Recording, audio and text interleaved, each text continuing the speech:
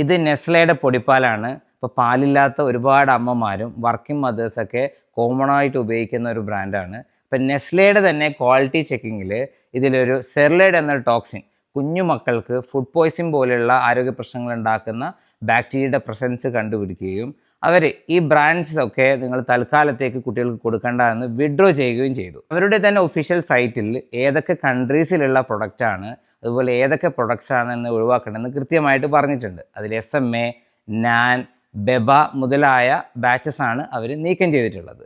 അപ്പോൾ ഇന്ത്യയിൽ ഇതുവരെ ഇത്തരത്തിലുള്ള നെസ്ലയുടെ പ്രൊഡക്ട്സിന് ബാൻ വന്നിട്ടില്ല.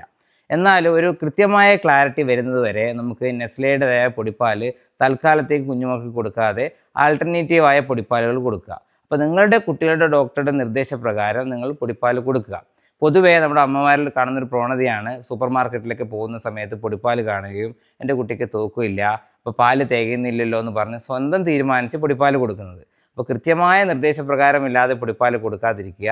6 മാസം വരെ കുഞ്ഞുമക്കൾക്ക് മുലപ്പാൽ മാത്രം നൽകാൻ ശ്രമിക്കുക.